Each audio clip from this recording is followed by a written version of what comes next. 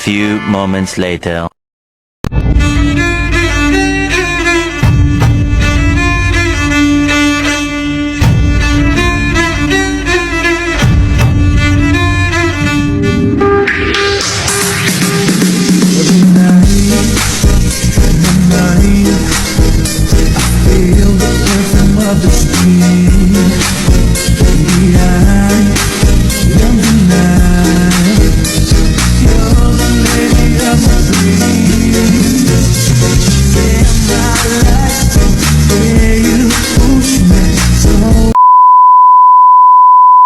Assalamualaikum warahmatullahi wabarakatuh. Perkenalkan, kami dari kelompok 4 akan menjelaskan tentang kohesi wacana dan hasil analisis kohesi pada berita Tak Mau Hanya Dengar Laporan, Ansar Cek Langsung Proyek di Tanjung Pinang. Edisi harian Kepri, 14 November 2023. Nah, di sini saya akan menjelaskan pengertian dari kohesi. Menurut Baryadi, kohesi adalah keserasian hubungan antar unsur dalam sebuah wacana atau teks. Kohesi terdiri dari percampuran antar unsur dalam struktur sintaksis atau wacana, yang ditandai dengan konjungsi, pengulangan, penyulihan, dan pelesapan. Kohesi adalah hubungan antar bagian dalam teks yang ditandai dengan penggunaan elemen bahasa. Kohesi memainkan peran penting dalam memastikan koherensi dan kohesi dalam sebuah teks, serta membantu dalam menyampaikan makna dengan jelas kepada pembaca. Dengan demikian, kohesi memiliki beragam pengertian tergantung pada konteksnya. Namun, pada dasarnya mengacu pada hubungan antar unsur yang ditandai dengan penggunaan unsur bahasa. Saya akan menjelaskan apa itu koherensi gramatikal dan koherensi leksikal.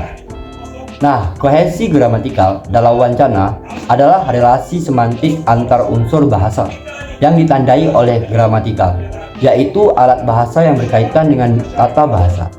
Kohesi gramatikal merupakan keterikatan gramatikal antar bagian di dalam wacana. Nah, dalam konteks kohesi gramatikal penting untuk memahami bagaimana elemen-elemen bahasa saling berkaitan dan berinteraksi dalam sebuah teks. Hal ini membantu dalam memastikan bahwa teks tersebut memiliki koherensi yang baik sehingga dapat dipahami dengan jelas. Nah, yang kedua itu saya akan membahas kohesi leksikal. Nah, kohesi leksikal dalam wacana adalah hubungan semantik antar unsur pembentuk wacana dengan memanfaatkan unsur leksikal atau kata. Nah, kohesi leksikal merupakan keterikatan leksikal antara bagian di dalam wacana. Kohesi leksikal memainkan peran penting dalam memastikan koherensi dan kohesi dalam sebuah teks, serta membantu dalam menyampaikan makna dengan jelas kepada pembaca. Kohesi gramatikal dibagi menjadi 4 bagian, yaitu yang pertama, referensi, sering juga disebut penanda pengacuan. Memiliki fungsi sebagai penunjuk serta mengaitkan bagian-bagian sekaligus memperjelas makna dalam teks wacana. Kohesi gramatikal referensi atau pengacuan diklarifikasikan dalam 3 bentuk pengacuan, di antaranya sebagai berikut. Pengacuan personal direlasikan melalui pronomina persona atau kata ganti orang. Persona dibagi menjadi 3, yaitu persona 1, persona 2, dan persona 3. Pengacuan demonstratif atau kata ganti petunjuk dibedakan menjadi 2, yaitu pronomina waktu dan pronomina tempat. Pengacuan komparatif disebut juga pengacuan perbandingan. Memiliki peran membandingkan 2 hal atau lebih yang memiliki kesamaan dari segi bentuk atau wujud, sikap, sifat, watak, perilaku, dan lain sebagainya. Yang kedua, ada substitusi. Substitusi merupakan proses dan hasil penggantian unsur bahasa oleh unsur lain dalam satuan yang lebih besar serta memiliki hubungan pada kata dan makna. Substitusi dibutuhkan sebagai kata pengganti. Penanda substitusi dibagi menjadi 4 jenis, yaitu substitusi nominal atau kata benda, substitusi verbal atau kata kerja, substitusi frasal atau berupa kata atau frasa dengan satuan lingual lainnya, dan substitusi klausal atau berupa klausa atau kalimat dengan satuan lingual lainnya. Yang ketiga, ada elipsis.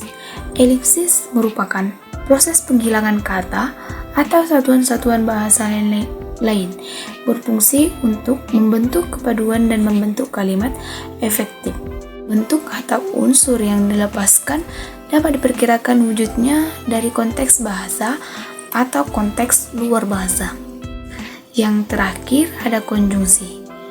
Konjungsi adalah kata penghubung atau kata sambung yang memiliki fungsi sebagai penghubung antar kata, frasa, klausa, kalimat. Konjungsi dibagi atas beragam makna. Saya akan menjelaskan konsep kohesi leksikal. Kohesi leksikal terdiri dari repetisi, sinonimi, antonimi, hiponimi, kolokasi, dan ekuivalensi. Yang pertama, repetisi. Repetisi merupakan pengulangan satuan lingual, yaitu bunyi, suku kata, atau bagian dalam kalimat yang dianggap penting untuk menekankan konteks yang sesuai. Kemudian sinonimi. Sinonim diartikan sebagai dua kata yang memiliki arti atau makna yang sama. Selanjutnya, antonimi. Antonimi adalah dua kata yang maknanya saling berlawanan atau berkebalikan. Terus, hiponimi. Hiponimi adalah ungkapan yang merupakan bagian dari makna suatu ungkapan lain. Kemudian, kolokasi disebut dengan sanding kata, merupakan relasi makna yang berdekatan antara bagian-bagian terpenting satu dengan yang lain. Terakhir, ekuivalensi adalah hubungan antara satuan lingual tertentu dengan satuan lingual yang lain yang sepadan dalam sebuah paradigma.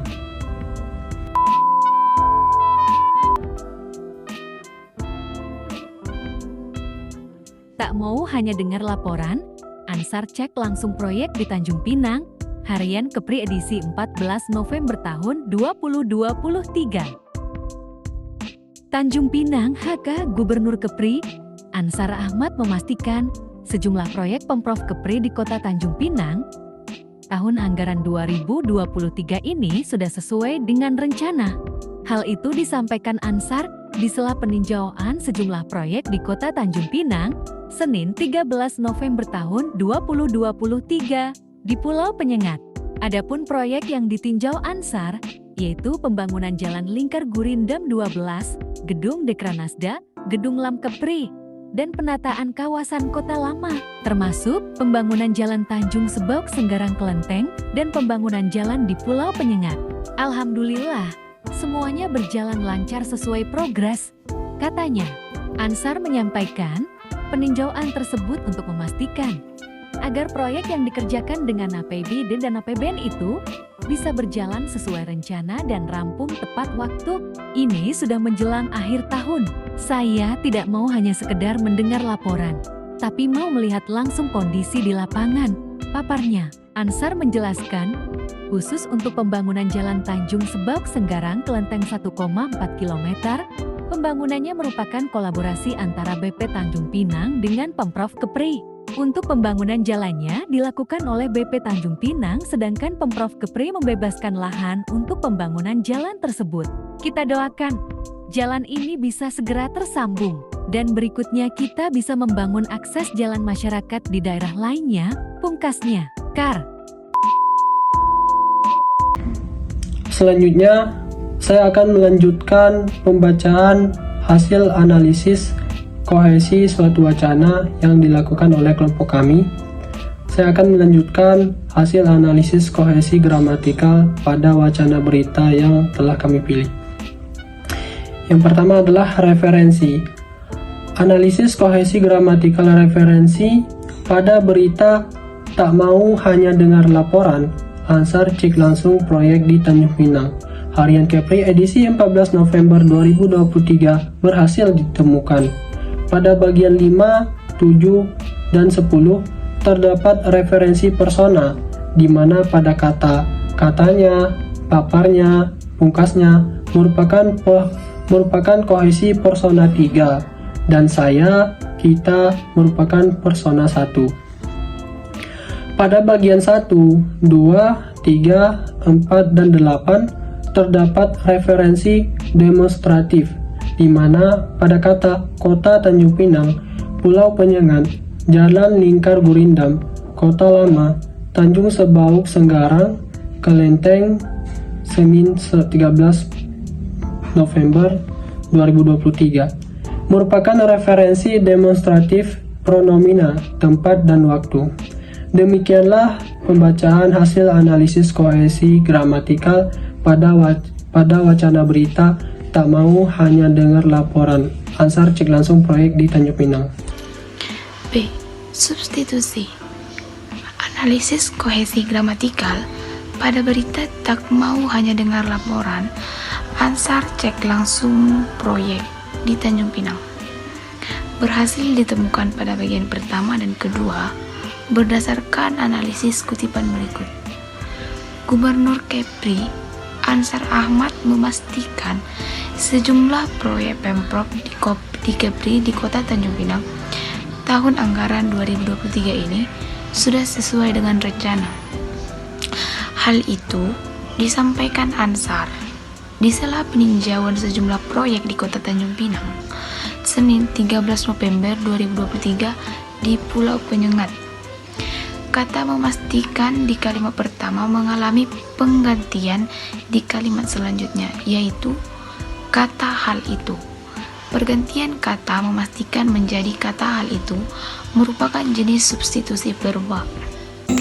Hasil dari analisis saya tentang analisis koherensi gramatikal. Adapun analisis koherensi gramatikal elit pada berita tak mau hanya dengan laporan. Ansar cek langsung proyek di Tanjung Pinang. Berhasil ditemukan penanda pada bagian 10. Nah, berdasarkan analisis kutipan di bawah ini, kita doakan jalan ini segera tersambung. Dan berikut kita bisa membangun akses jalan masyarakat di daerah lainnya, pangkasnya. Jika direpresentasikan penulis bagian 10 akan berlaku seperti berikut setelah dianalisis ulang. Nah, adapun analisis itu yang pertama kita doakan jalan ini bisa segera tersambung dan kita bisa membangun akses jalan masyarakat di daerah lainnya, pangkasnya. Nah, saya akan menjelaskan hasil analisis kohesi leksikal pada berita. Yang pertama ada repetisi. Analisis kohesi leksikal repetisi pada berita tak mau hanya dengar laporan. Ansar cek langsung proyek di Tanjung Pinang. Berhasil ditemukan beberapa penanda, yaitu kata Tanjung Pinang diulang sebanyak 4 kali pada bagian pertama, kedua, 8, dan 9. Kata di Pulau Penyengat diulang sebanyak 2 kali, yaitu pada bagian 2 dan 4. Dan kata pembangunan Jalan Tanjung Sebauk Senggarang Kelenteng terdapat pengulangan sebanyak 2 kali, yaitu pada bagian 4 dan 8, menekankan subjek utama pembahasan pada kutipan di atas sehingga kata tersebut masuk ke dalam jenis repetisi episioksis. Nah, yang kedua, ekuivalensi. Analisis kohesi leksikal ekuivalensi pada berita tak mau hanya dengar laporan. Ansar cek langsung proyek di Tanjung Pinang. Berhasil ditemukan beberapa penanda. Bagian 2 dan 3 mengandung penanda kohesi leksikal ekuivalensi berdasarkan analisis kutipan di bawah ini.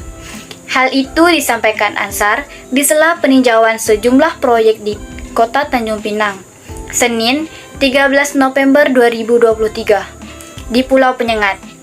Adapun proyek yang ditinjau Ansar yaitu pembangunan Jalan Lingkar Gurindam 12, Gedung Dekranasda, Gedung Lam Kepri, dan penataan kawasan Kota Lama.